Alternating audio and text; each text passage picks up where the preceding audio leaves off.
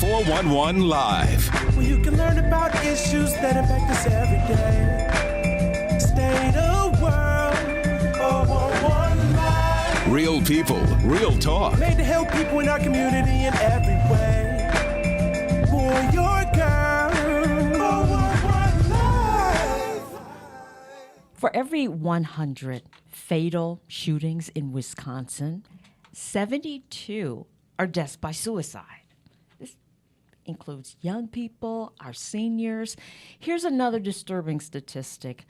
One of the leading causes of death in Wisconsin for the ages of 10 through 34 is suicide. 10 years old? Hello, everyone. I'm Beverly Taylor, and this is the 411 Live, Real People, Real Talk.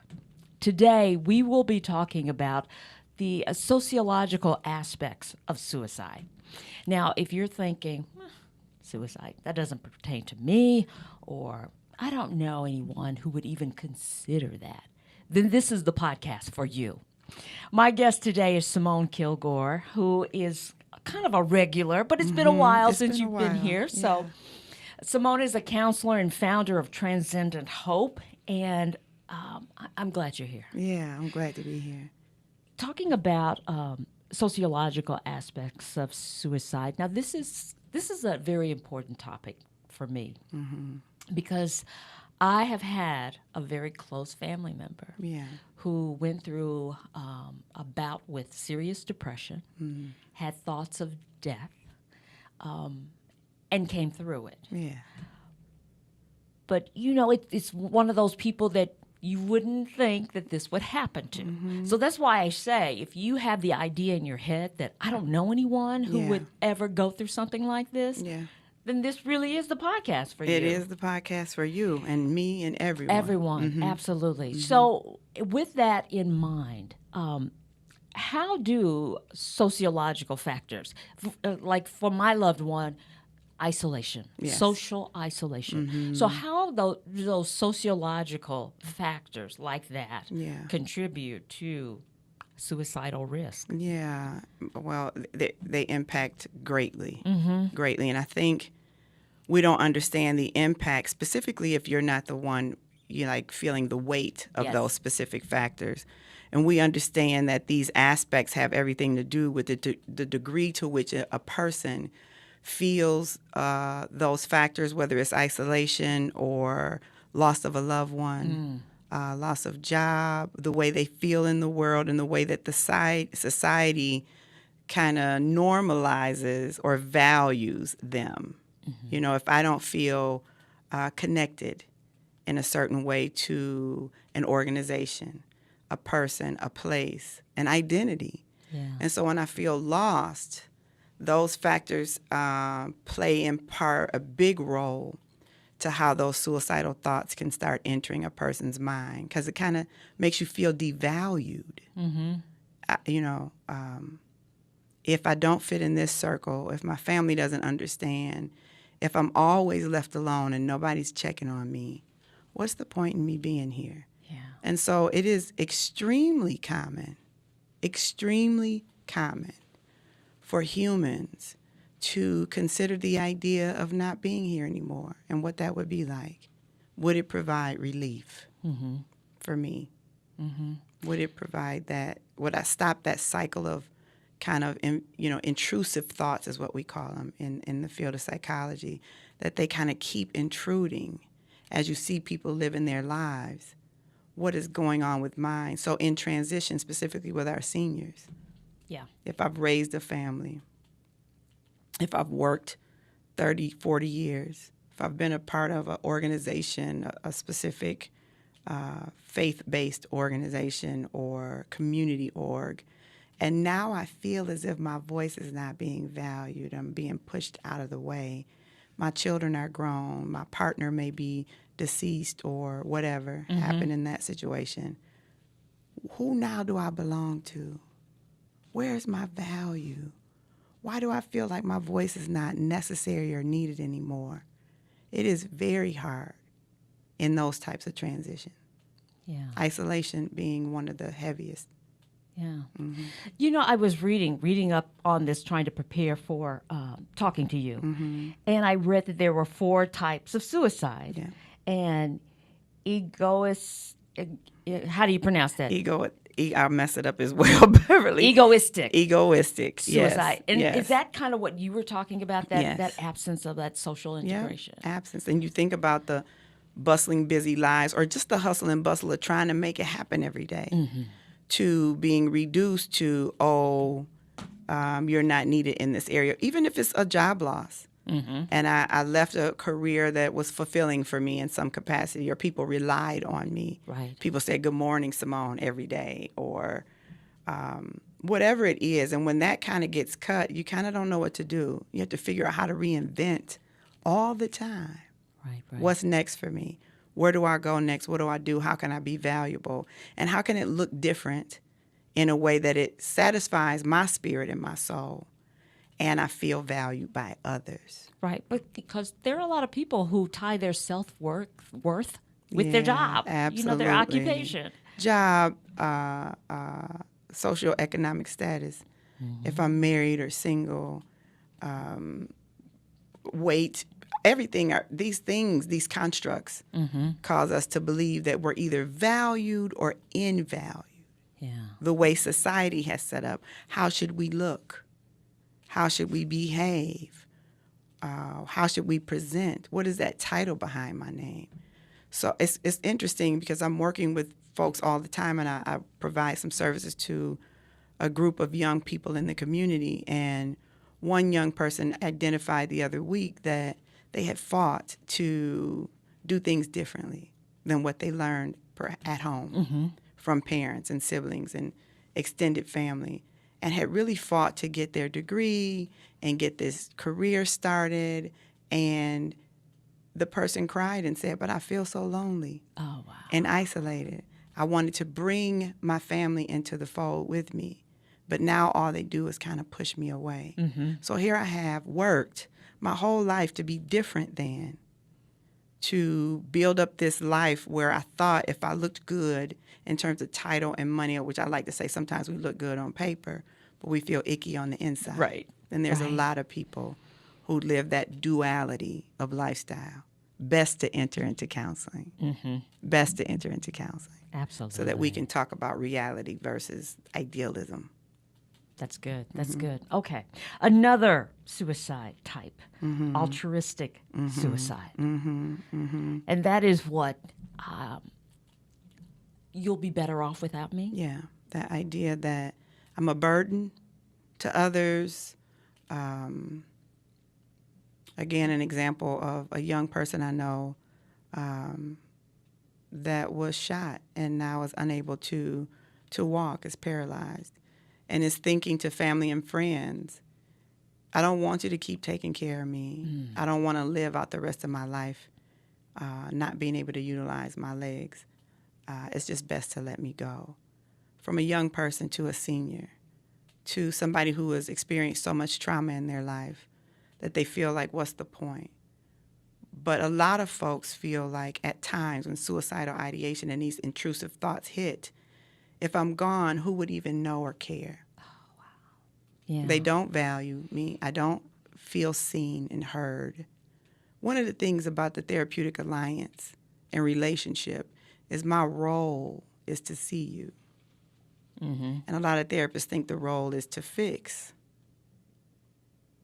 But full presence and the ability to see and hear, you're doing so much just in that training and that ability to make somebody feel valued. Absolutely. People want to be seen and they want to be heard. Absolutely. Yeah. Absolutely. And sometimes you don't get that from your family of origin. You got to search for places that do value you and careers that do value you and circles of support that value you. And then how do I provide my own self-value? Where's my image of self coming from? Right. Is it from what my mom and dad said? Is it from a higher power? Is it from this title? How do I value myself first? Yeah, that self-assessment is important. It's super important. You know, when we talked earlier, and I was asking you about kind of the trends, the changes, what really kind of bothers you, or you mentioned hopelessness, Yeah. and that was what you were seeing. Hence, Transcendent Hope. That's what I was going to ask you. Yes. Is that part of that name? Yeah. Yeah, big time. Big So, time. And this hopelessness from the very young to the very old, that's what you're saying? Depression can seep in regardless of age, which is what you mentioned about a 10-year-old. We know there's a lot of research that identifies kids that are bullied early in school, very early on in life, and then might not have a home environment where they feel supported or heard, or maybe an adult has not intervened enough, or maybe they have. And the pressures from the bullying is overwhelming to the mind of a child that doesn't get picked for recess or dodgeball or science lab partner. To feel like I'm not like the other kids, to feel like I'm left out, to feel like I'm teased. Kids can get extremely overwhelmed. Yeah. And there's many examples. One in particular I can think of, a young black boy who was 11, who was so tired of being bullied that he died by suicide. Oh, wow. That was his only way of thinking that I can get some relief Yes. from this kind of pressure, Yeah. with no way to see myself out of this. And of course, we're talking about a developing mind that doesn't always know where to seek and doesn't know and shouldn't have to either. You know, that makes me think of, I'm in the whole mediation realm, and it makes me think of that Maslow's hierarchy, the of basic needs. Yeah, very important. Right. And one, belonging. Belonging is huge, Beverly. Yeah. Why do you think we join organizations and sororities and fraternities, and even if it's a swim class at the Y and you kicking it with some people you don't even know? Hey, girl, I'm glad you're here again on Wednesday. We come every Wednesday because that's what we do. Knitting courses and classes and cooking classes and partnership, Yeah, that's important. relation, Yep. how we relate and how we emote and how we exchange emotion between myself and other people is very important Yeah. Yeah. to the psyche and well-being. Anomic suicide. That's another type. Stems from that sudden and unexpected change in situations. You're Yes, talking about ma'am. financial loss. Yes. Somebody dies. COVID. That was huge, Yeah, right? yeah, huge. And we're still dealing with that. We are still dealing with the after effects of COVID. We also talked a little bit about survivors' guilt or survivors of 9/11 as an example when we spoke the other day, because there were many not many, I don't know the research and I don't have the data, but I can get it to you, that several firefighters had to create some kind of alliance and therapeutic support networks for them in particular, because they were the survivors of 9/11, where they may have lost many people that were in their specific fire squads, things like that. So to experience that as they did in New York, the lives that they feel they could not save, the families that they heard scream out in terror, Yes. thinking about a child no longer having their parent. And so me as a firefighter, I've taken upon myself to say I want to help save people. That type of catastrophic loss, and specifically something that just came out of nowhere for many of us, right? Right. I was going to say something else political, but I'm going to be quiet. But for most Americans, we Right. didn't know it was coming. And so that idea of there's no control, Beverly, loss of control, loss of sense of who I am in this role. I no longer feel valued. I let people die, which you didn't, but you feel that. So several of the firefighters after 9/11 and the efforts to kind of repair some of that work through suicidal ideation, and others have died by suicide. Right. Right. That survivor's guilt Survivor's is guilt. strong, isn't it? Okay. And these sudden, again, going back to COVID or the loss of a loved one, Yeah. the loss of a child suddenly, that type of despair is a deep, dark hole. And isolation is not it's not something that's recommended. Absolutely We not. need to ensure that we are very, very close to our loved ones in things like sudden crisis. Yeah, that connection is huge. It's huge. It's huge. We're going to take a break. We're going to come back and we will talk a little bit more about the sociological aspects of suicide. My guest, Simmone Kilgore. Stay with us. You're listening to the 411 Live. Some people judge a book by its cover, and if you're not what people are looking for, you're kind of like a reject.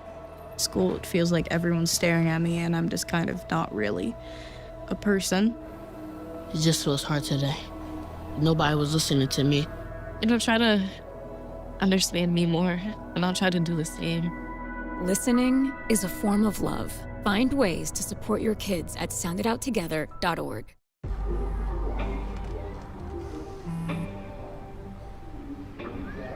I don't know why you're so sad. You've got a roof over your head. You gotta stop with that depression stuff. You all right? It just feels like it's coming from everywhere. Do you want to talk about it? You can talk to me if you're feeling sad. Whenever you need to talk, I'm here, okay? Welcome back to the 411 Live. Real people, real talk. My guest is Simmone Kilgore, and we're talking about the sociological aspects of suicide. I was, naming 4 types of suicide, and I'm at number 4, and that being fatalistic suicide. Yes. Those high expectations, right? Yeah, high expectations and this sense of almost a false sense. I want to be careful of what is expected of you. What you need to be providing for other, or almost a grandiose idea of who you are and how you show up in the world. Yes. And if I've let people down, have I let you down in that way? Yeah. Wow. Okay. So I want to talk about, you talked about the sociological aspects of suicide. You think of the family dynamic. I remember when I was young. Now, I'm an older woman now, but when I was really young, there would be a suicide, and you would hear somebody say, well, Black people don't kill themselves. Yeah. It was like people had their heads in the sand because it was happening. It was happening. People they didn't want to talk about it. But it was happening. It was happening. It is happening. And it's happening even more. It's on the rise. It's on the increase. We know statistically that men generally die by suicide more than women. And there's research to back up, some of the pressures that men feel, specifically at times Black men, with the confusion of how they are expected to show up in the world, right? Right. Am I comparing myself to a white man, to an Asian man? Am I comparing myself to the Black woman? Are there pressures in relationships? Have I fulfilled this goal of what everybody ever thinks machismo is? Or what does it mean to be a Black man in the world?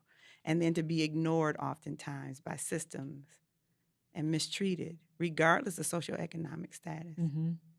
You are viewed and targeted often.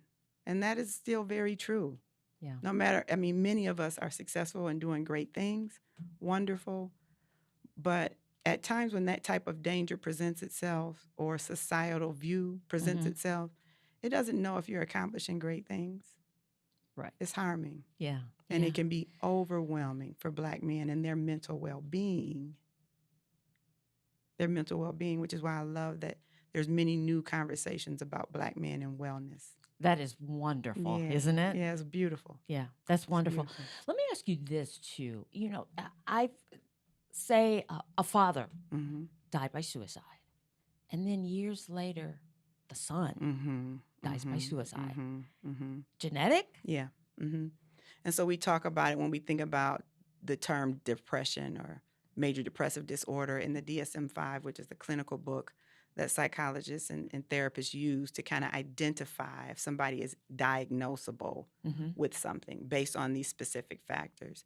And so when we think about our heritage or our genetics, a lot of it you can trace back to ancestors or past family members who also suffered from the same disorders. Like my mother also suffered with high blood pressure or diabetes or migraines or heavy periods. I mean, you can trace a lot of this. When you go to the doctor and they say, can you tell me a little bit about your family history? The reason that your primary healthcare provider is asking is because it's a factor in how they associate and identify what may be going on with you, what may be a factor in your life. So there's environmental factors, where we live, how we feel, is there isolation, the communities in which we live, are they food deserts, is it poverty-stricken, is it a lot of crime, environmental. But there's also the other piece of science that is biological, which is the same for physical well-being as it is for mental well-being. And so I think so many of us don't understand that we are one body, one mind, one soul.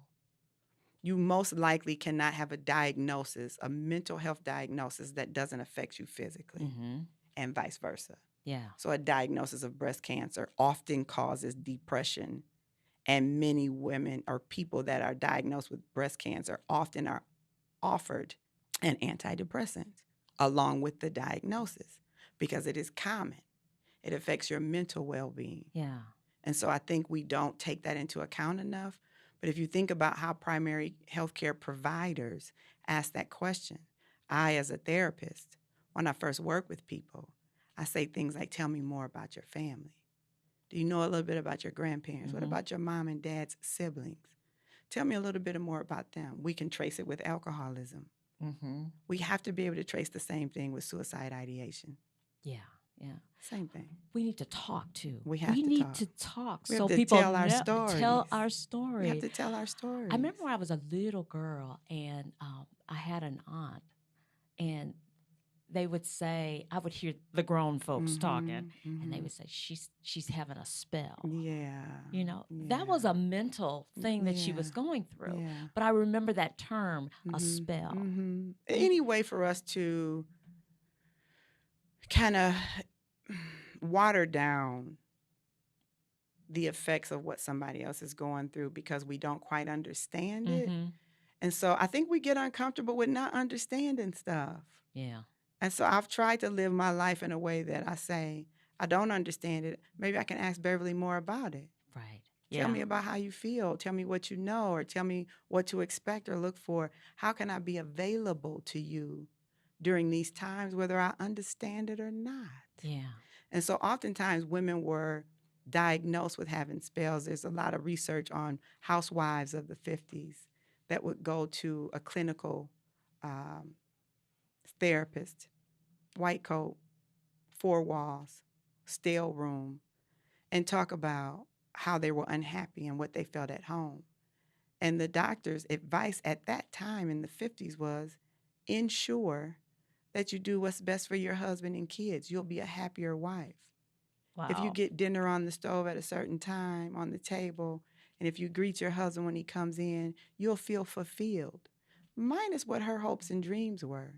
So when you learn about people like Amelia Earhart or Sojourner Truth, people who fought the good fight and understood that their responsibility was to themselves and others, they had a passion for something within themselves that they didn't let die. My role in the world is not to just be a servant to others, but how do I serve myself? That's and when good. you have that in line, got to be a balance. Balance, and you live a fuller life. Okay, we're getting close to the end, and I want to make sure I get a couple of things in. Okay. When you see somebody struggling, that whole thing, you know, there's this. I think it's a myth where you say, "Well, I'm not going to ask them if they're thinking about suicide because that might, if they're not, that might, cause it." And that is a wrong way of thinking. Let me say that again. That is a wrong way of thinking. If you believe that somebody is sad, depressed, been depressed for a long period of time, diminishing their interest, no longer wants to go fishing or to church or to their social clubs or around people for the holidays, if there's like sudden weight loss or gain, or if there's so much insomnia, you see that they're kind of spiraling. It is okay to check in and say, how are you doing? I'm a little worried about you. I love you enough to have this conversation. Any thoughts coming up for you that make you feel unsafe?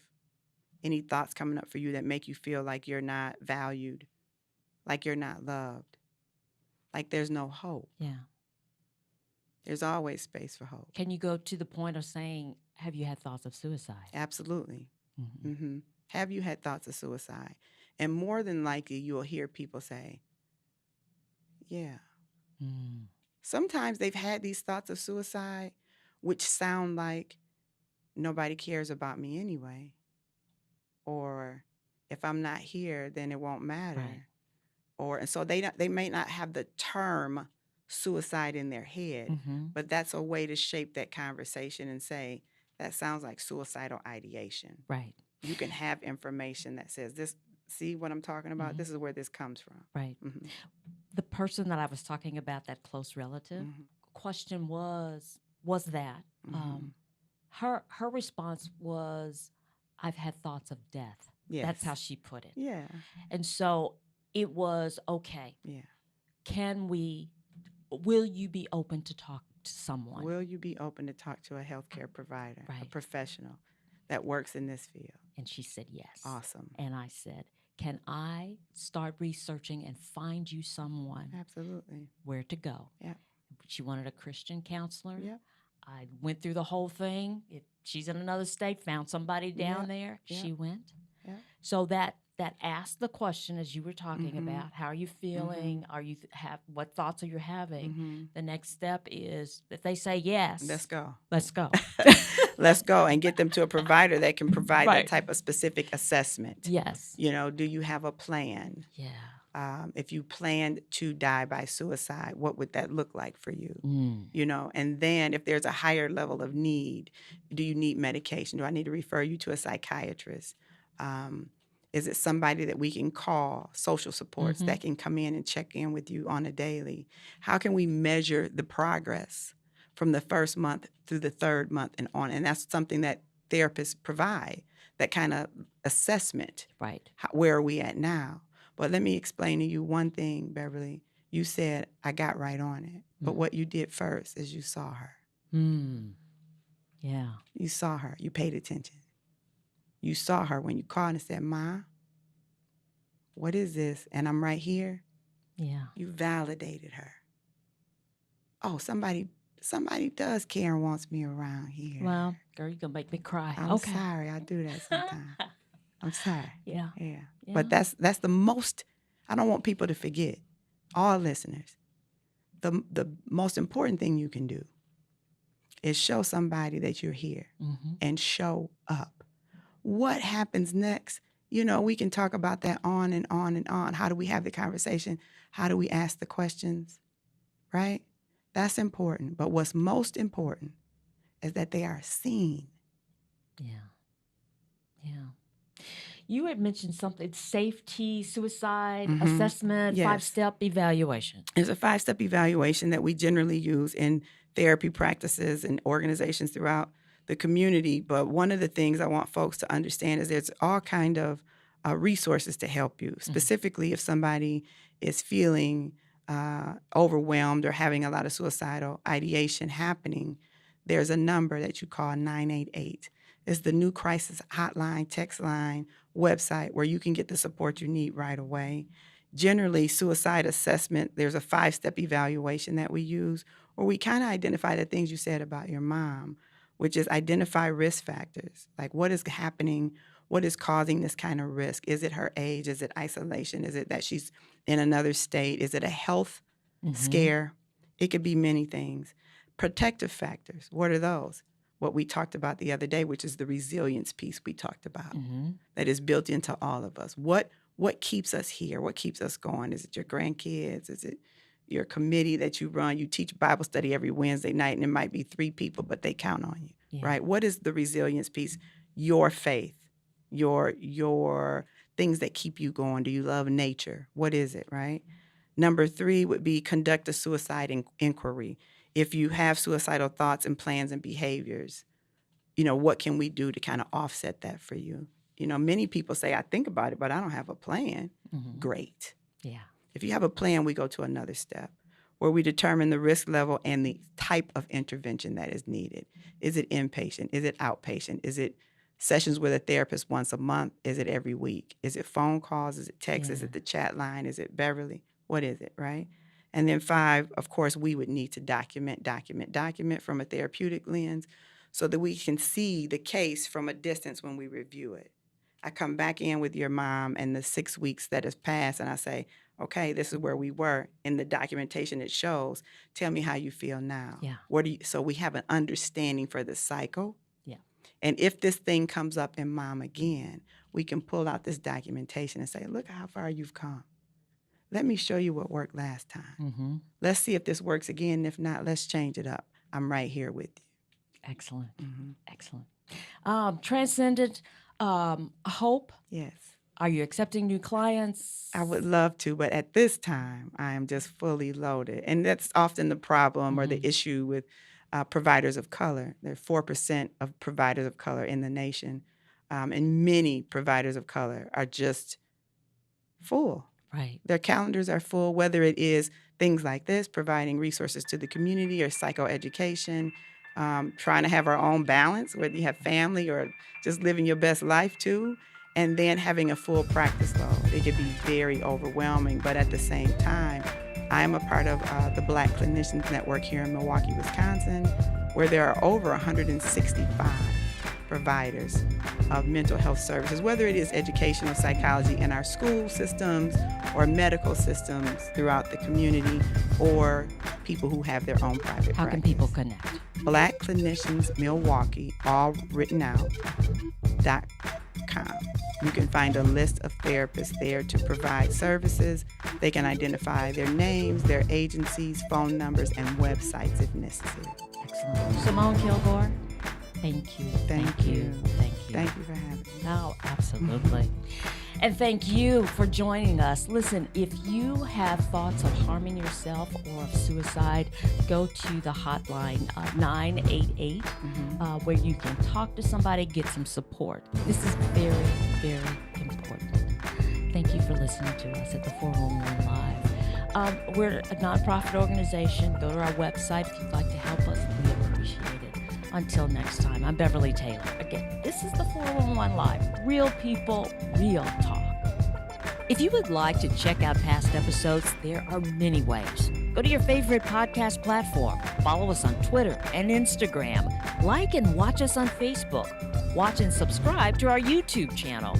And if you have suggestions for future episodes, go to our website, the411live.org.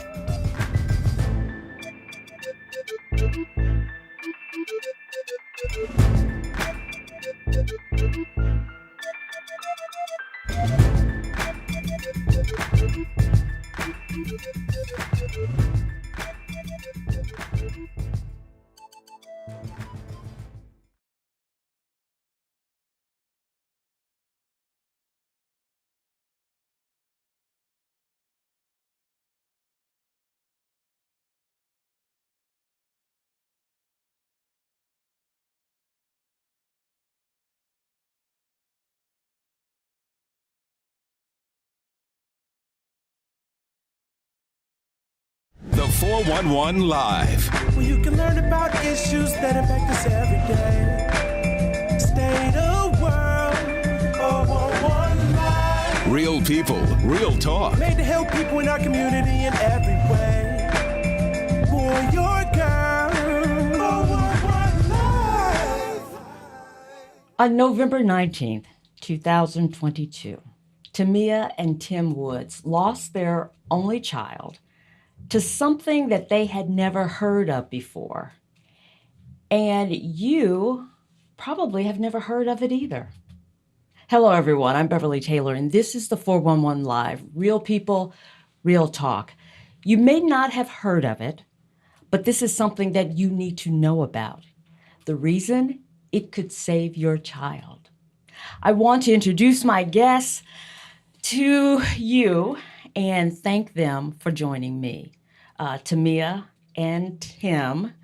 And I'll go back and forth with Tim and Timothy, if you don't mind.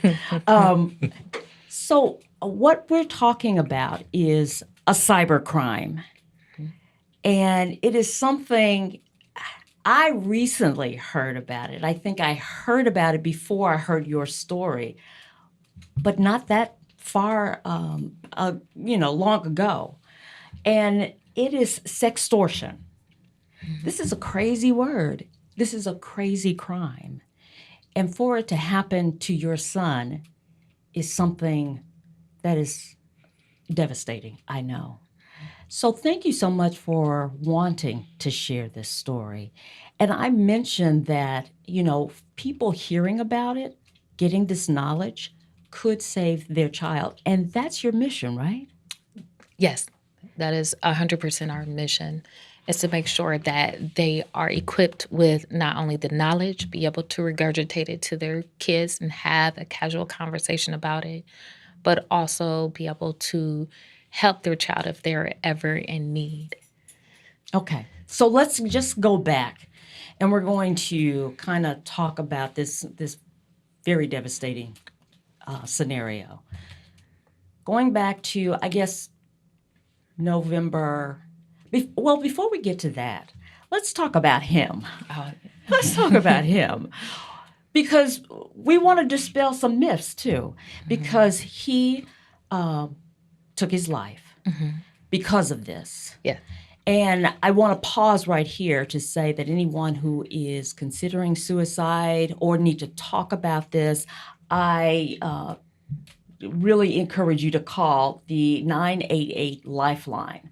That's very important. And we will be talking about suicide. So if you're sensitive to that, here's the warning now. But let's talk about him. This young man, James, your only child.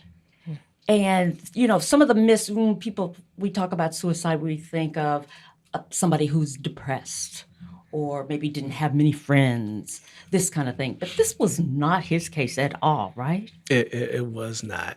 He, like you just said, he was the complete opposite. He had a ton of friends. He had a big family. Everybody loved him. He was a person who was always smiling, laughing, and joking. He's known for his sense of humor. He brightened up every room he went into. He was the life of a party. People always wanted him around whenever they had functions or whatever that they were doing or hanging out after school. Hey, James, are you coming? It was normal. Everybody liked him. He was that type of person. He had a magnetic personality. Yeah. And even his teachers liked him. These are people old enough to be his parent. And they're like, hey, James, how was your weekend? He used to tell me about conversations he had with different teachers throughout the day. Mm-hmm. It's not normal. Yeah. He was a good-looking kid, too. Good-looking kid. Thank you. And he was into sports, right? Yes. Cross country, I think. Yes. Cross country, so he ran cross country. He also ran indoor track, 60-meter hurdles, and then outdoor track, 110 hurdles, and the 300 hurdles. Excellent. And this is not a situation where this child was disconnected with mom and dad and family. I mean, you guys had a strong bond. Yes, we definitely had a strong bond. That was our baby. In every sense of the word, we taught him so much, and we were we were parents that wanted to make sure that not only we had that relationship, but he knew that we had his back no matter what, but also aware of some of the different issues that are around the world and making sure that he was properly equipped to combat against them if he needed it. Yeah. But we were close in every sense of the way. And had so many memories, traveled so many places, and we're not ashamed to say that. Like James was our only child, and he was a little spoiled, a little bit. But you would never know it if you met James. You would never know it. And so we just wanted to make sure that we created memories with him. That was always our goal in life, is to guide him down a positive path, but also create precious memories along the way. I like hearing your story, and you talk about creating those memories. It's because he was the only child. So after a while, going somewhere with mom and dad it's okay, but... And so you guys would invite his friends. Yes. And you would just be chaperones, and they would be on adventures. Yeah, that is 100% true. He, at a young age, he had some cousins that he was really good friends with, and he had a guy or two that he met from school. They were all best friends. They all hung out together. So when we started going on trips, we knew that he's a kid. He don't want to do what we're doing. So we was like, you know what? We should get him his own thing. And that's when it started, when he was about, 4 years old? It was around that age. And then it just grew. Yeah, it just grew. So like, we couldn't afford a whole lot when he first started. I mean, we were broke. Well, I like to say in between blessings, There not you go. broke. There you go. And then Wait a minute. Poor. We were poor. we were. We weren't in between the blessings. We were just poor. So poor. But I have a big family. And so I live in Columbus, Ohio, and there's a place called the IX Center that's in Cleveland. So my actual family would rent out a whole Greyhound, and we would get on this bus and we would go to the Greyhound, and at the IX Center, it was an indoor amusement park. Okay. And so there, I mean, back then they used to have lions and tigers, and you can feed the tigers, and you can ride on elephants and all kinds of, sea lions, and you could take pictures with sea lions. And so every year was something different. And that's where we began with the actual traveling, and it was always just $25 at the time, so we could afford it. Right. And then as our careers grew, so did our money, of course. And so we started taking James and his friends, and he's been to Washington, D.C., Niagara Falls, South Carolina, North Carolina, Florida a couple of times, Pennsylvania. I mean, we tried to create like so many different wonderful, wonderful memories with him. And we wanted them to see that it's so much more than beyond where you live. Exposure. Yes. Yeah. Yes. So, and we don't get to say it often, but before the boys go back home, we have a rule that we all have to go. I have like a big island and everything in my kitchen, and we all have to cook together. Oh, neat. So, so all the boys that come in, I taught them how to make 7-layer dip, buffalo chicken dip, or apple tube and cheesecakes for desserts, macaroni and cheese, fried chicken. We would all like pick a meal and we would cook it together. So it was never like how people say, always on the phone, or we were, a lot of parents, they try to say parents use the phone to help raise their kid, and that wasn't the case with us.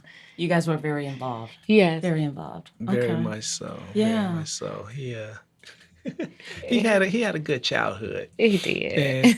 And I didn't really help with the cooking that they did. No, please. But before we got to that point, we were always playing video games together, and now that was your part, right? That was my part was more fun. Yes. Well, the cooking was fun too, but I don't cook, so I play a lot of video games. I play a lot of board games. They wanted to play basketball sometimes, so that was right up your alley. That was my job. You would take them to the barbershop all together. So another thing, we'd get them all together, and I just say, all right, guys, get in the Jeep. We throw them in the back of the Jeep. I drive them to the barbershop, my friend Kevin, to cut all their hair off and make them look nice and presentable. And Then after we were done with them, we take them home and give them back to their moms and dads, and they'll look at them like, "Oh my goodness, you look so good with your hair like that." And it was, Yeah. so yeah. they had fun, and their parents got a small break. And then when they saw them, they was like, "Oh my goodness, they took care of you," So. It was, So we have this background. So like I said, I want to dispel some myths. This guy was from a together family. He knew he was loved, and he knew he had that support system around him. So, to me, I would think that it would be hard for you to kind of grasp what happened, knowing that. But now that you have been more educated into how this thing works and how we're talking about a teenager here. So the brain is not as formed as ours, that teenagers are still quite impulsive, and the thinking is not the same as a 26, 35-year-old. It's totally different. So what he had to confront was, I'm sure, mind-boggling for him. Yeah. James had received 200 messages in 19 and a half hours. So I'm not sure if even an adult would be able to really handle a lot of things that we say. I mean, we have a lot of analogies to bring people down to earth to get them to understand what a sextortion victim goes through. And we always tell people, with James, he received 200 messages in 19 and a half hours, and he was being targeted by at least 4 different people. Oh, wow. But when you are at a boxing match, you see professional boxers. It's always one-on-one, and they're only for 3 minutes, and then they get a break. And that's a professional. Yeah. But we are expecting our youth to be able to fight against 4 adults for 19 and a half hours straight, through sleep deprivation, through all the negative comments within those text messages. And like you said, the frontal lobe is not fully developed. How can anyone overcome that? Yeah. And let alone a child. We have to realize that, and we have to understand what these kids are met with online, and also not blame our child for falling victim to a lot of those things. These are professional con artists. They're master manipulators, and they know how to play with our kids' mind, right, to get them to maybe take the bait. So we have a lot of teaching to do and a lot of understanding to be able to make sure that we properly equipped our child. We tell the kids all the time, they caught James on a bad day. James is extremely strong. He was very independent, and he knew we had his back. But everybody has bad days, right? And we want the kids to know that even on your worst day, we still have your back. And the kids need to hear that. It should never be just assumed, or if you say it once, you need to tell kids over and over and over again. We just have to really, really understand that. Right. And this came about instantly. I mean, I should say innocently, because kids are on their phones, social media all the time. And then you get this direct message from a young girl. He's a 17-year-old boy, and she's very friendly. So that's how it goes. And as we talk about this, I should also mention, you guys have been privy to his text messages, so you know what transpired and how. Yeah, Tim seen all of it. I couldn't bear to see all the messages. I saw a good amount, but I don't even think I read half. I couldn't read them. Yeah.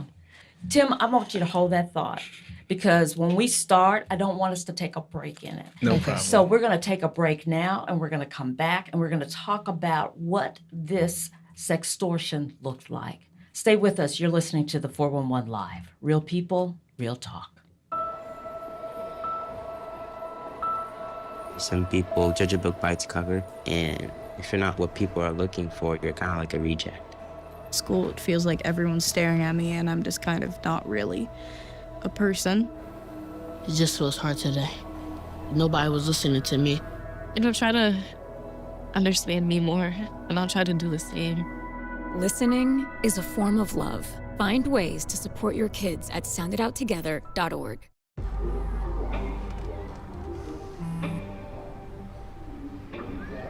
I don't know why you're so sad. You've got a roof over your head. You gotta stop with that depression stuff. You all right? It just feels like it's coming from everywhere. Do you want to talk about it? You can talk to me if you're feeling sad. Whenever you need to talk, I'm here, okay? Come on, James! Come on, James! Come on, James! Come on, baby! Come on, James! Let's go! Let's go, James! Let's go! Welcome back to the 411 Live. We are talking about sextortion. And my guests are Tim and Tamia Woods, and we're talking about their son, James, who was a victim of sextortion and took his own life. Tell me, so give me to November, maybe, what is it, the 17th? So he was first contacted on November 18th of 2022. And it was a normal day for him. He wakes up first thing in the morning to go to school. And he's up all day, he's in school, whatever. He gets out, he's at home, it's the evening time. Mm-hmm. He's contacted shortly after 7 p.m. A beautiful woman contacts him on his direct messaging and Instagram. He saw the picture of her. He said, hey, he was intrigued. So he responded to her message. They struck up a conversation. One thing led to another. And eventually he exposed himself. She created a safe space first and exposed herself.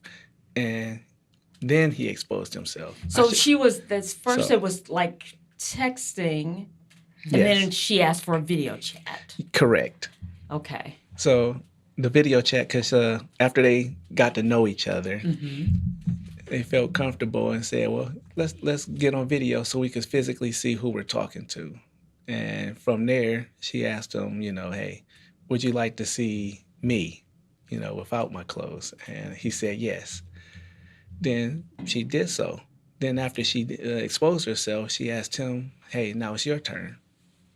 He said, he thought about it for a minute and said, why not? Then he did. He exposed himself because he thought he was exposing himself to a person that liked him just as much as he liked her.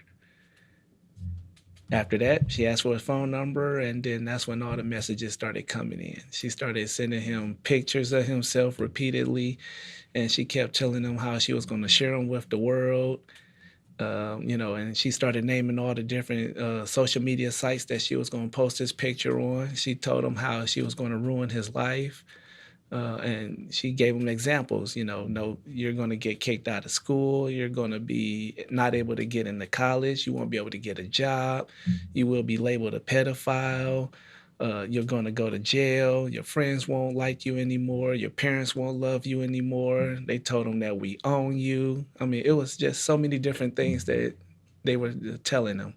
And I say they because, like she said, I read all the messages. And you could tell it was multiple people talking in these messages because, like how I'm talking to you, and if we're just texting back and forth, then all of a sudden, Tamia takes over. She's not going to use the same words, and you can see the difference.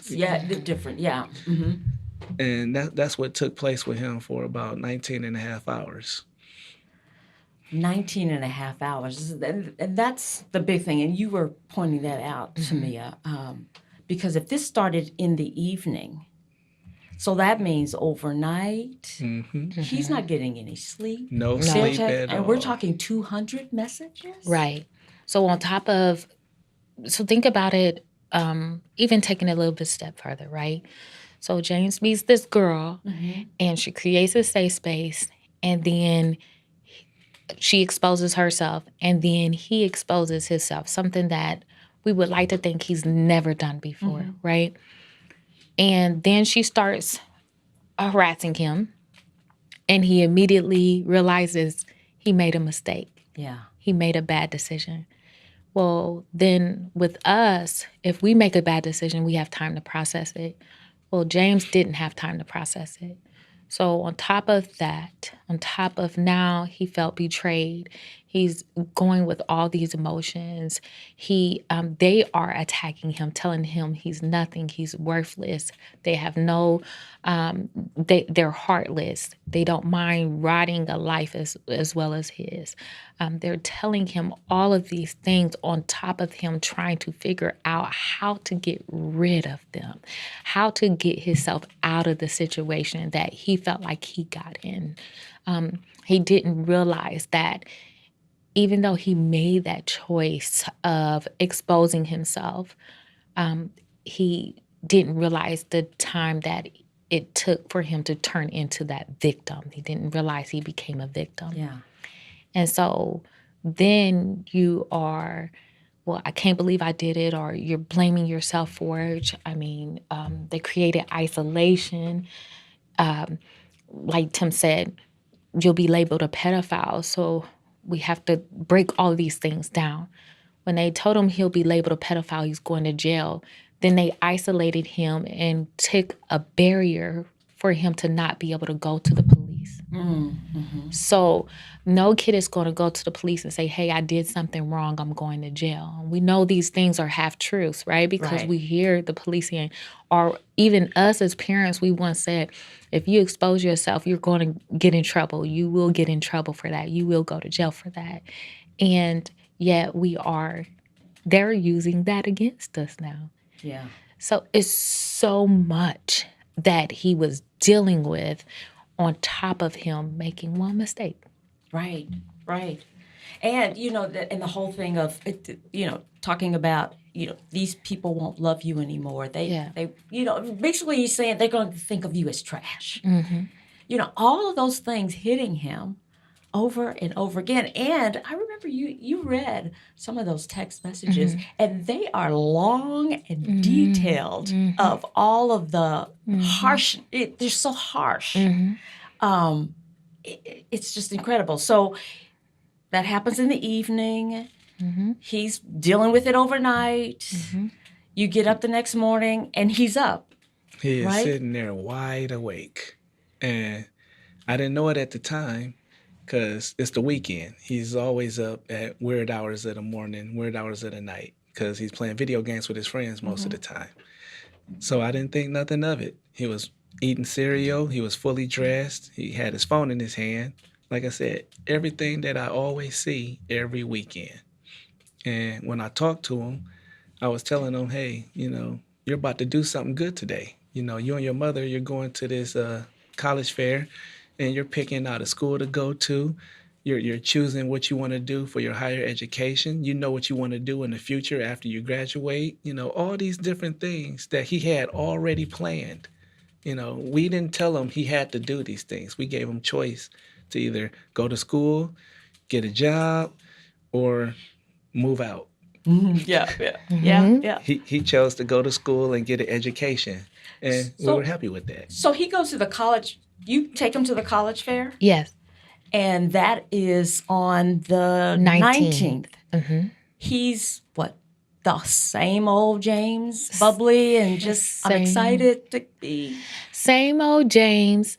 We got there, so this was an HBCU college fair, okay? Right. So these are like the bands playing and the DJs playing. You have sorority stepping. You have cheerleaders cheering. You have all of that in this one big gymnasium. And so we're just having a good time with the performances. And once that he saw his friends there, his principal was there, so we're all in the group and we're having just a good old solid time. So once that is over, there's a different part. It's a second gymnasium, and all of the alumni are recruiters from over 20 different schools are there to talk to kids. And in my mind, I had to leave him because I'm going to choose that college for him if I stay. Gotcha. So I went to brunch with my aunt and my cousin. And I felt comfortable leaving him there because he had his friends, he had his principal there, and I wanted him to truly make a choice that was for him. I didn't want him to choose me to choose his future. He had to choose it. And so I gave him the guidance, told him some questions to ask. What can the college do for you? Because 9 times out of 10, he was going to run for that school as well. And so he did. He ended up choosing Howard, Fisk, and Central State. And he was thinking about joining a fraternity. And he followed up with me at 1:28 p.m. And I heard the smile in his voice. I heard that in his voice. And I told him, I'm so proud of him. I said, we'll talk more about it when I get home. And he said, okay, Mom. And I didn't know, going back and reading those messages, the time that during this whole time that he was there at the college fair, they were messaging him, where is my money now? I need my money. And he says, I can't. I'm with my mom right now. And you see the innocence in his voice. You see that, like, I'm priority. Right. And they said, we don't care. You get away from her now and you get my money. So as I thought I was being a good mom and trying to guide him into making better, good decisions, they're threatening him and saying, where's my money? Get away from her now and get my money.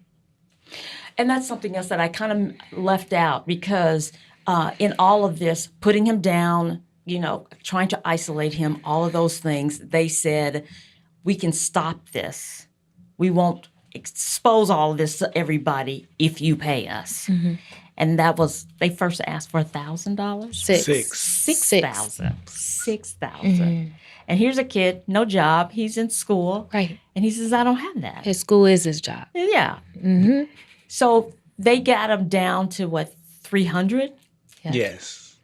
And he said, what, I can do that? Yes. He when they told him, well, if you pay us $300, we'll make all this go away. He said, okay, no problem. They said, good, give us our money. And he said, well, and he even told them, he can't use his Cash App. So they said, well, get a gift card. He didn't know how to get a gift card. He never bought one before. So they coached him on how to go buy a gift card, then come back, get on video, and show them the numbers so that they could write them down and get that money. Wow. After they did that, then they coached him on how to get rid of the card so that my wife or I wouldn't find it. Wow. Okay.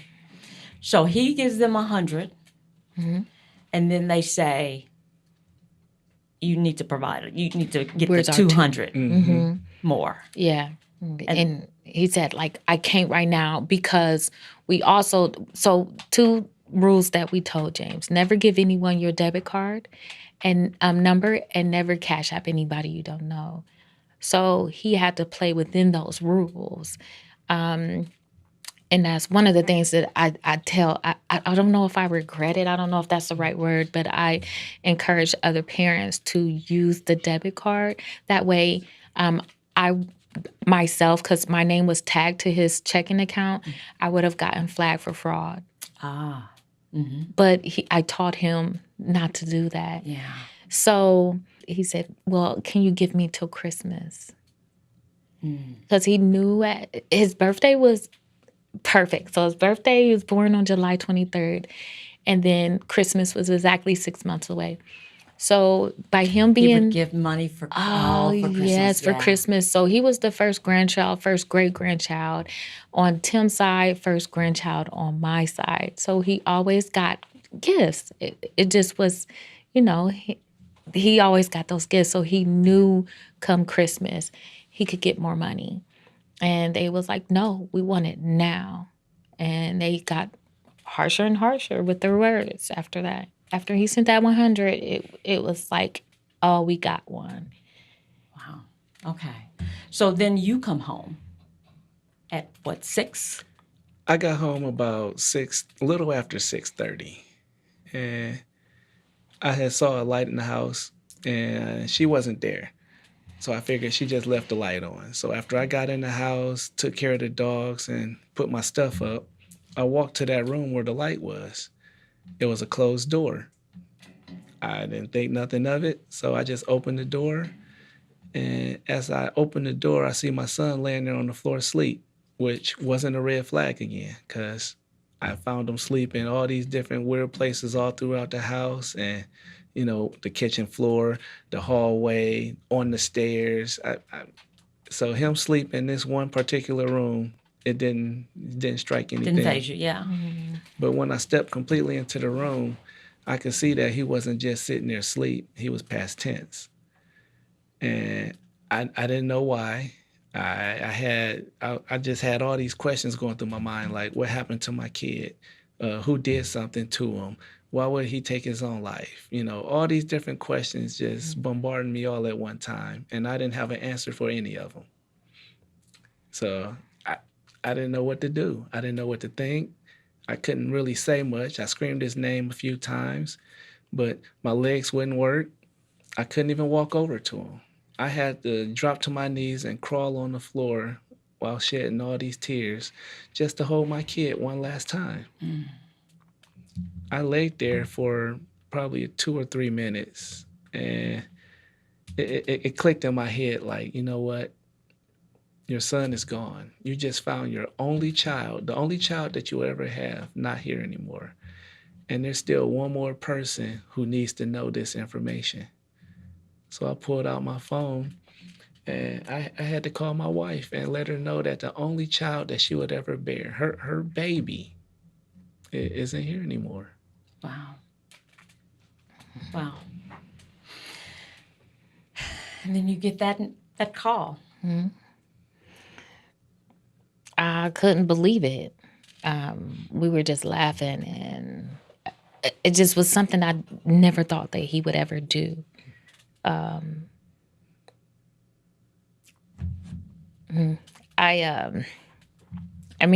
don't remember everything that day, but I do remember, like, I stopped the car and, like, I laid out in the middle of the street. Yeah. And cars were, like, beeping at me. I couldn't drive home. The police department, I was in another, like, city, basically, and they had to get permission to take me home because I couldn't. And when I got home, I was trying to go to where he was, and the police had stopped me. Like, I couldn't even see him for the first, 4 or 5 hours. I just was crying and begging him to wake up. I didn't know why. What happened? What happened in that short period of time to where my son is no longer here? And somebody had to answer to me, because we did everything that we were supposed to do. We did. You said 2-parent household. We gave him that. You said tell him you love him every day. We did that. Show up for him. We was at every single meet. Like, you cannot tell me where I went wrong and why did he take his own life. I'm in the medical field. I would have noticed something. I mean, heck, I went to therapy myself. So it wasn't that I would have taken him to therapy if I would have seen it. I don't know why my son did this, and somebody had to answer to me, and I wanted answers. Right. So the next day?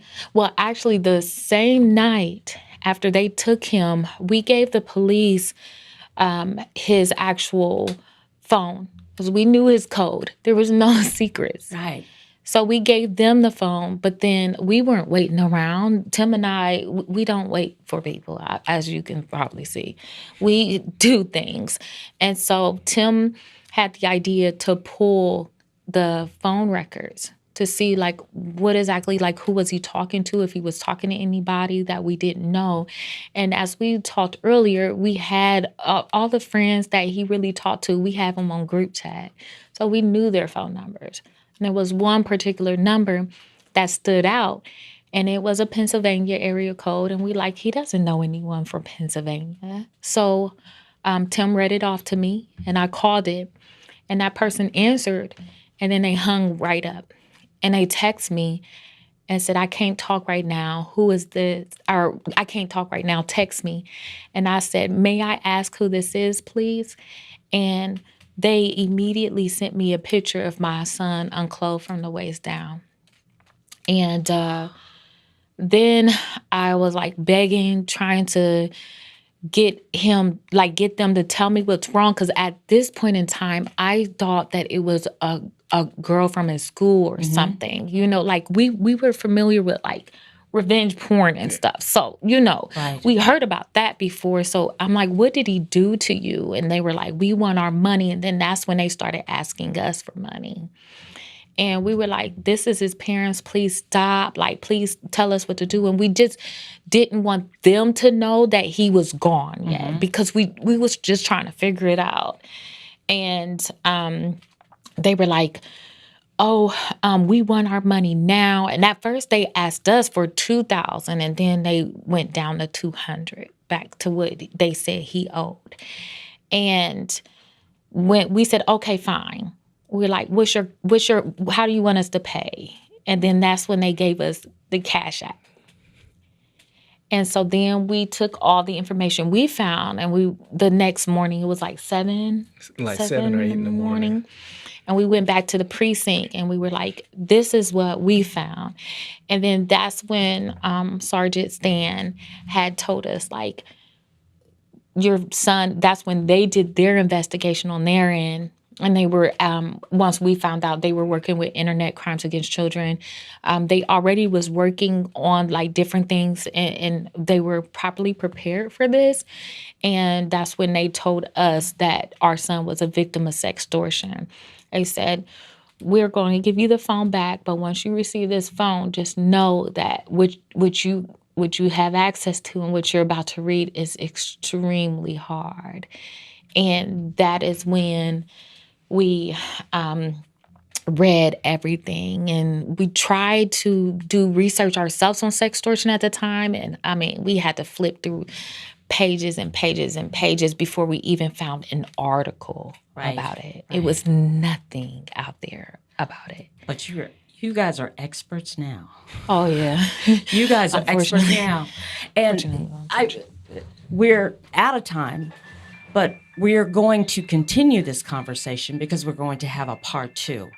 And the part 2 goes into kind of your personal investigative mode that you guys went through and teaming up with, the official investigators and how you took this tragedy and I mean, like a day or two afterwards, you're at school trying to protect other kids. Yes. Which is just amazing to me. And you've been on this mission now for over almost 2 years. Almost. So we have so much to talk about. Thank you for part 1. Stay here for part 2. Thank you out there for listening to another episode of the 411 Live. Remember, we're a nonprofit organization. If you want to partner with us, go to our website, the411live.org. We have much more to say on this, and especially if you are a parent, a grandparent, a teacher, you have young people around you. This is something you really, really, really need to pay attention to. So be sure and come back for part 2. Until then, this is Beverly Taylor, and this is the 411 Live. Real people, real talk. If you would like to check out past episodes, there are many ways. Go to your favorite podcast platform. Follow us on Twitter and Instagram. Like and watch us on Facebook. Watch and subscribe to our YouTube channel. And if you have suggestions for future episodes, go to our website, the411live.org.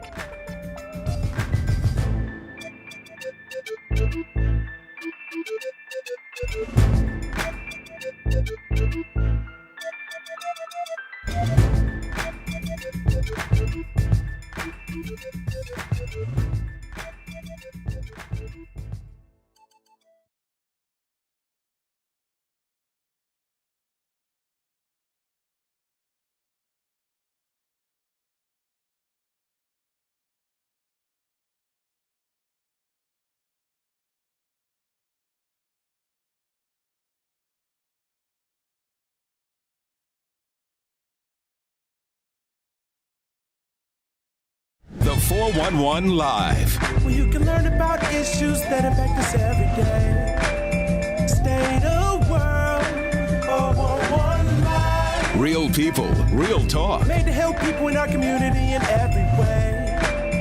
Boy, your girl, 411 Live.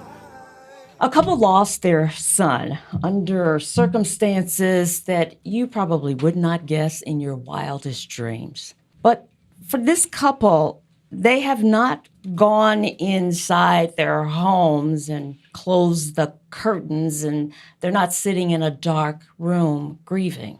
If they did, that would be totally understandable. But they're not doing that.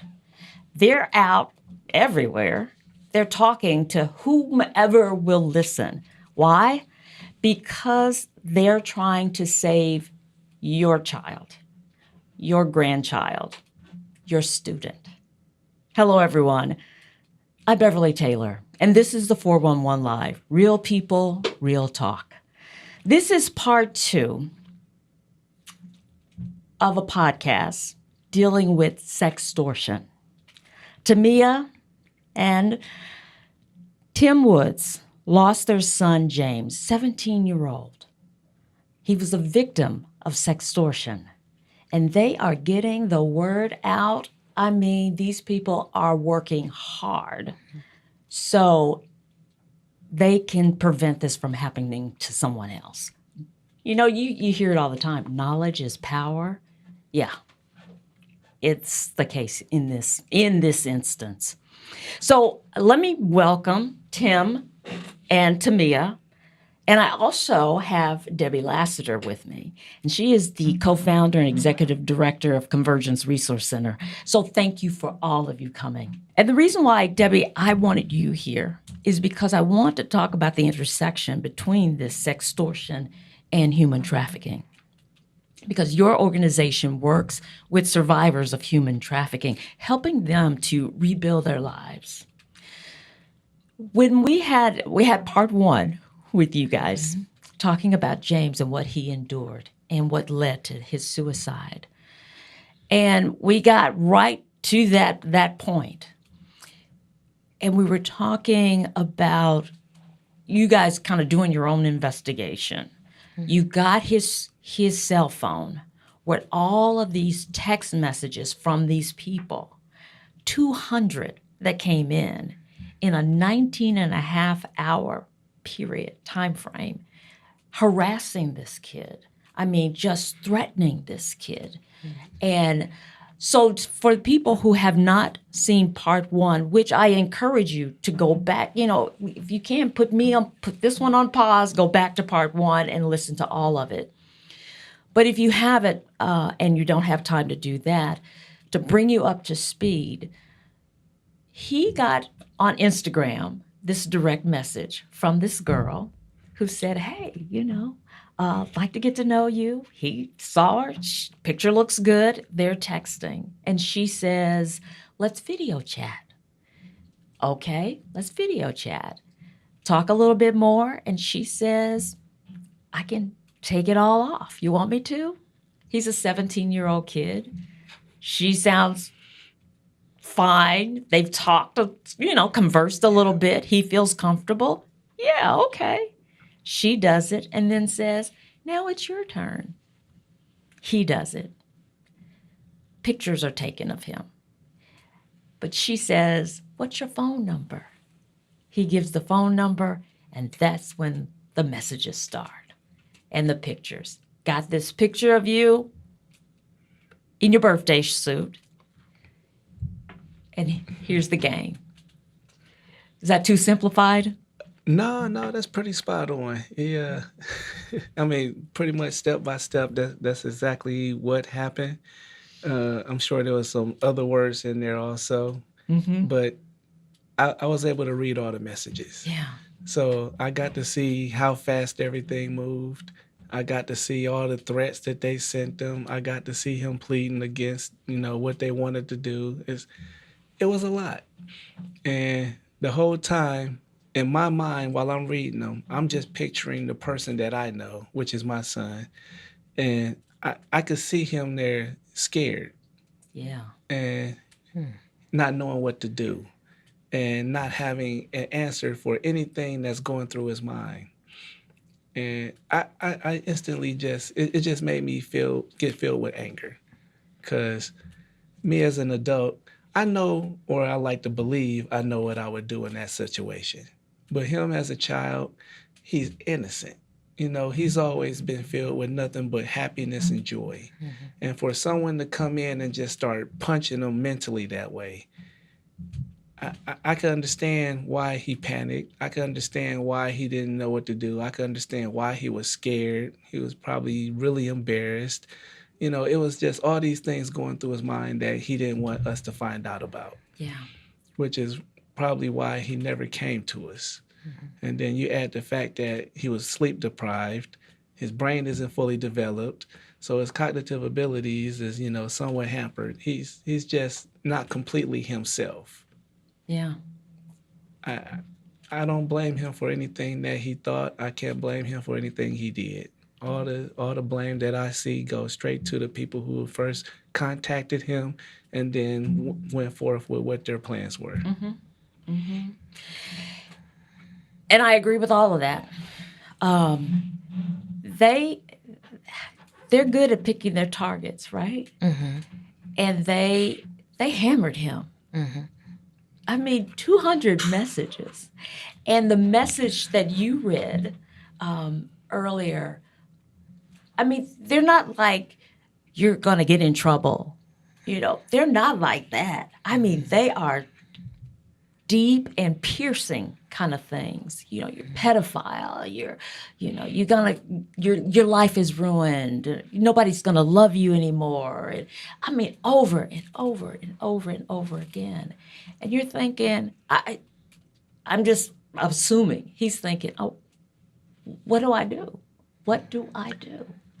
I believe that he was probably thinking, after hearing all of that stuff repeatedly for so long a time, that at some point he got to the thought of, my life is over. You know, everything he worked for is gone, down the drain. I mean, James ran 365 days a year.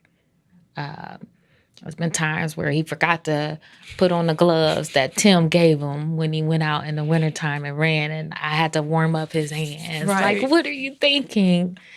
And, you know, he was working hard on his grades to make sure he got into college. And the week that he passed, we were supposed to, he wanted to study pre-law. So I had arranged for one of the judges in the Cleveland area for James to sit in on a rape case and another trial. And so he was actually like looking forward to all these things. And they basically took that away from him. And it does anger us because it hurts me so bad to know that my son struggled and dealt with that by himself. Yeah. I just, that's immediately what I thought. Like, I just wanted to hug my son and tell him it was okay. And I can't do that. It's too late. Yeah. And, you know, that's why we are out here in this world and we'll talk to whoever we can talk to, because we don't want to treat our kids, when you say, well, you know, it's so many hateful things that was being said to us afterwards. There's a lot of victim blaming. When we came out to the public and said my son was a victim of sextortion and he died by suicide, and, you know, they said, well, that was stupid. He made the decision to share a picture, so why he should have been man enough to take it. They said that we didn't create a safe space for our child to go to us in that time of need. They blamed us. They said that James' death was on us. Oh, wow. I mean, there's so many different things that they said. And so we just have to change the narrative on how we speak to our children. And that's not taking away what James did. James didn't make the best decision initially. But I'm still going to correct my son and have his back 100% because no one's kid is perfect. Shoot, we're not. Right. We make mistakes every day. So to try to say that my son deserved death because somebody else preyed on him is the absolute worst evil. You're just as evil as the murderers that helped him. Absolutely.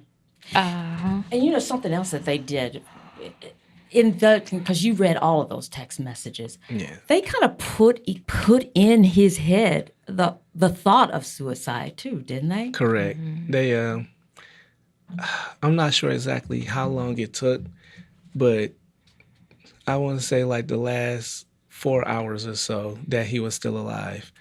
They started telling him, you know, if you're not going to pay me this money, you might as well kill yourself because I'm going to ruin your life. And, you know, they said that in so many different ways. Yeah. They even got to the point where they said, you know what, you don't want to pay us our money? Well, we're going to give you a countdown. You might as well take your life now because we're about to start sending your picture out.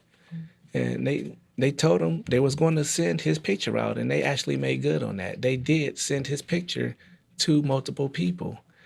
I don't know if he knew about it at the time, but they weren't lying to him. Yeah. But at the same time, he didn't know that there was still an end of the road to this whole situation. He just couldn't see it. You know, it's like going around the curve.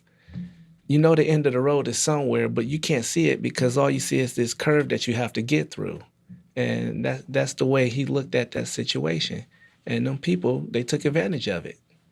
Wow. So he takes his life on the 19th. You find out, you get his phone, or you look up his text messages, so you find these 200 messages that he got. And you guys start putting things together and working, you know, trying to figure out exactly how all of this happened. And then what? The next day after that, you're running to the school to save some more kids. Yes, so November 21st. Like literally November 21st, we were in his school. And it was a number of things. First, we didn't want his friends to have that burden of his death on them. A lot of them were even talking to him that day. They were laughing. He was planning on them coming back because some of his friends had went to Disney World for a band. And so he was giving them tips on what to do because he was there before in Florida. So he said, when you come back, we're going to talk about it. We're going to have all this fun. He, one of his best friends had just had surgery, so he was going to work with her to help her do physical therapy and get that going. And so they had all these plans, and throughout all these conversations, they did not know that, you know, this was happening. And so we have to be careful on our other babies as well and how they are dealing with grief. And we wanted to make sure that they knew that that was not on them. And then we also educated them on what we found out, what sextortion was, the little bit that we knew. And we told them, and we threatened them to never take their life. We were like, you better not. And we let them see every single hurt that we had because we needed them to see it. We needed them to know that we loved them no matter what. And we needed to put into them that if they are going through the same thing that James went, they have to say something. Yeah. And immediately after that, the precinct got 5 more complaints. And then even after that, it was another young man about a month or 2 later who was being sextorted, and he admitted in the precinct to the cops and to his mother the only reason why he ever said anything was because he knew James' story. Wow. And at that time, you can actually Google it. The people who were doing the sextortion had FaceTimed him on his phone, and the cops had a screenshot of them on FaceTime. Wow. I mean, they get aggressive, and so these kids feel like they truly feel like they don't have a way out. And so we just have to continue to tell them. I know I jumped a lot, but you did well. But that's exactly why. We just had to stop the suicides from happening, and we had to encourage them to speak up. And it actually also not only did that stop, but we got one kid to actually speak up that was being molested as well. Oh, wow. Let's take a quick break. When we come back, we'll continue our conversation with Tim and Tamia Woods and the cybercrime of sextortion.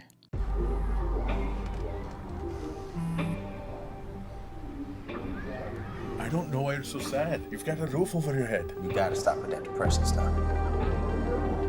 You all right? It just feels like it's coming from everywhere. Do you want to talk about it?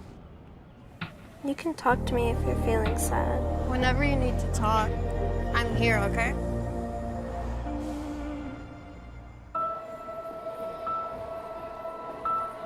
Some people judge a book by its cover, and if you're not what people are looking for, you're kind of like a reject. School, it feels like everyone's staring at me and I'm just kind of not really a person. It just feels hard today. Nobody was listening to me. And I'll try to understand me more, and I'll try to do the same. Listening is a form of love. Find ways to support your kids at soundidouttogether.org. Welcome back to the 411 Live. We are talking about sextortion with Tamia and Tim Woods, whose son took his own life after being a victim of sextortion. I wanted to look at a little bit of how this whole thing works. I mean, it's coordinated, it's truly a cyber crime that is coming from different places. I think you found the location that these text messages were coming from. We didn't find the location, but we were told that the people that attacked our son are in the Ivory Coast. Homeland Security. Homeland Security, okay. And in the Ivory Coast, we don't have an extradition partnership or anything, We so do not. they are just scot-free and probably will never. Yeah, we were told that we might have to just face the possibility we'll never get justice for our son. And we don't like that, of course. But at the same time, they still can't stop us from going out and telling the world about who they are. And that's what I was about to say, but your main mission is getting the word out and saving others so that they don't experience what he did. Or if they do, if they're approached, they have a different avenue, different way and can feel secure in telling somebody, because knowledge is power, right? Correct. Knowledge is power, and we want to share what we have with all the adults and people that interact with children all the time, and even with children, because we want everyone to know, hey, there's someone out there that can help you, and we want the other people to know, hey, someone might need your help. Just talk to each other. Exactly. And it's not just children. I mean, these Adults folks, too. they attack adults too. Yes. With children, like with James, they were saying, okay, 300, give us three. So first they said 6,000, now 300. 300 is okay. But when we were talking earlier about the exchange rate of the dollar, so if we're talking $100 in the U.S. versus what that would translate to in Nigeria or the Ivory Coast, that could be, for them, thousands, right? Yeah. So the translation of 100 USD to Naira, which is Nigerian money, is it's over $163,000. Wow. So that's a lot of money. That's a lot of money. So we look at us in the U.S. and although we have a lot of us who struggle financially, we still have a very high value to our dollar, and we don't realize how much a $10 gift card is $16,000 to them. Wow. And then when I look at, Debbie, the connection between sextortion and human trafficking, kind of explain that to me. So usually, what statistics are showing is that when this happens to a boy or a man, they most likely will commit suicide. But a girl or a woman will be asked for more pictures, and many times then will end up in the commercial sex trade or doing some sort of cyber sexual things that will get money for the person involved.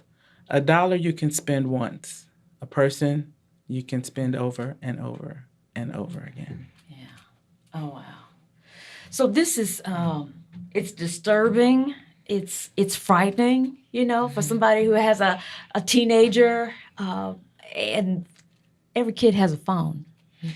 And we were talking about the social media, the apps. And there are so many apps that a lot of adults don't know about that the kids are on. So we have to educate ourselves and constantly talk to them, right? Yes. We preach to educate and not take away, because when you take away, kids start to hide. And so we want to make sure that we educate, not only giving the parents the information that they need, or a trustworthy adult, the information that they need. We also equip the kids with that information.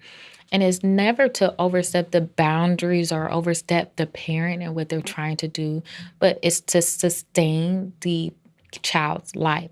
So James' last Google search was how to get an Instagram page shut down. He was trying to figure out in Google how to get out of his situation, and he did not know how.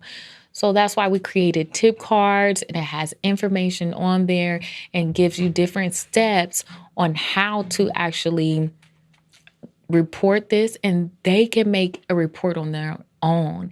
It doesn't take the parent away, but what it does is give the child a sense of relief. I told somebody this is off of me, they're going to help me, and then we can bring in the parent on the back end. How can they get more information from you? The tip card, all of the things that you have.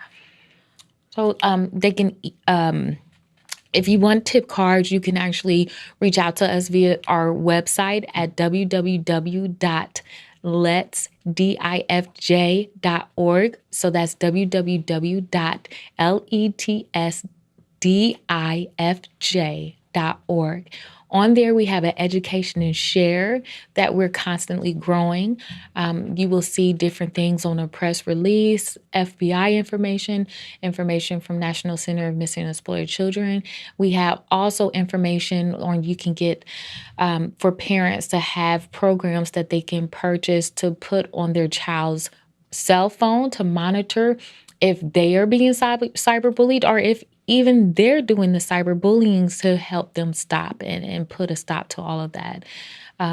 We have different ways that you can actually reach out to us. We can do speaking engagements ourselves. We can go out there. We have webinars. We have interviews. We have Hulu Sextortion documentary. We have interviews with Dr. Phil. We have so many other projects coming up. We want you all to be well educated on the matter, because not only is this happening underneath our fingertips, but it's growing at an increasingly crazy rate. So we have to just make sure that we're educated, not only to know how to handle it, but to approach our children so that they feel comfortable with coming to us in the near future if it was to happen to them. Absolutely. And the important thing, too, is instilling in them, people make mistakes. Oh, yes. Yes. And we can, you can still arise above the mistakes that you make. But if you're in trouble, you need to tell somebody. Yeah. Kids see us as, I don't want to say the end result, but the end result, right? So kids see us in our form of who we are now. They never were a part of the road that we got to get there. So they don't see that we ever made mistakes or different things of that sort.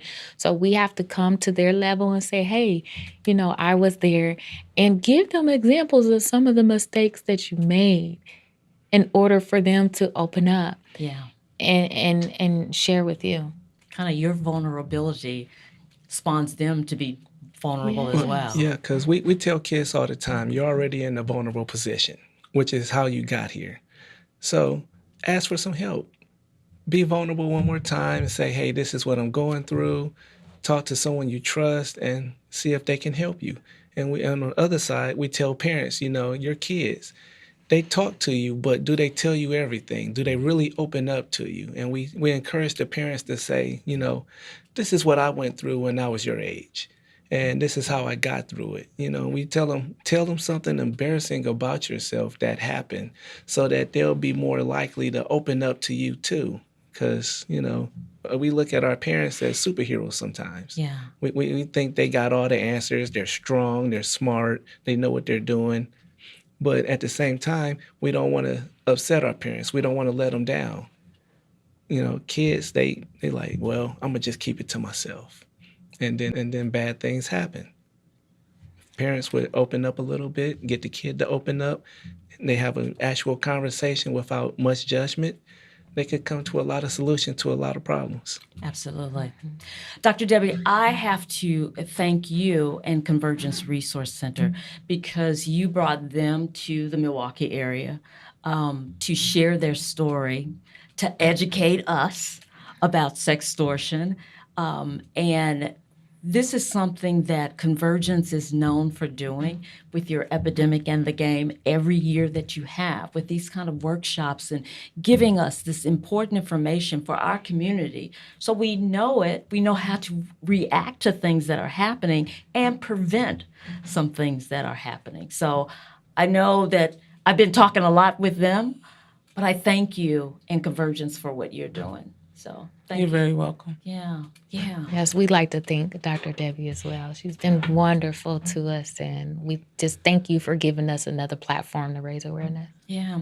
Any final thoughts that you want to leave people with? We always leave. We make sure that the kids know you matter. If you ever are thinking about taking your own life or you're having bad thoughts, we encourage you to dial 988. You can even text them, and they will be of services to you. Please reach out to somebody. You don't have to be strong all by yourself every single day. No one can do that. So please be vulnerable one more time and reach out and say something to someone. Yeah, and I would say, if you're a child, find somebody you trust that's an adult because they have a wisdom that you don't have yet. Tell them what's going on and ask them if they can help you. And as for the adults, you never know. You might be someone's trusted adult and not even know it. So if someone comes to you and they seem like they want to talk, just sit down and have a genuine conversation with them. Don't just, blow them off or whatever, because you might actually be doing something that's going to save someone's life just by having a conversation. So just take time out of your day. It's not that hard. That is a really, really good point. They may be creeping towards you, wanting to say something, and they need you to listen. Mm-hmm.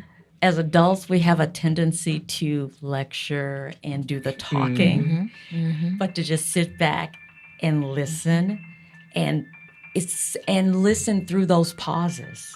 Sometimes the pauses are long, but listen, just be quiet, let them take their time, and don't try to rush them. So I like that point. That's very good. That's very good. So Tamia and Tim, thank you both for coming and sharing your story. I really appreciate it. I truly believe that people who are listening, among them, somebody will be saved. I truly believe that. Dr. Debbie, thank you for coming along, sitting beside me. Debbie Lassiter, co-founder, executive director at Convergence Resource Center, and Tim and Tamia, you guys are, you're on the battlefield and you're making a difference. So I truly appreciate that. Thank you for joining me. Thank you for having us. Thank you. And thank you for joining us for another episode, the part 2 of the 411 Live, Real People, Real Talk. Again, we're a nonprofit organization. If you'd like to partner with us, go to our website, the411live.org. Until next time, this is the 411 Live, Real People, Real Talk.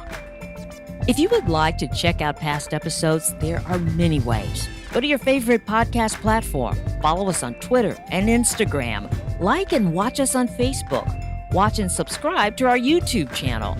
And if you have suggestions for future episodes, go to our website, the411live.org.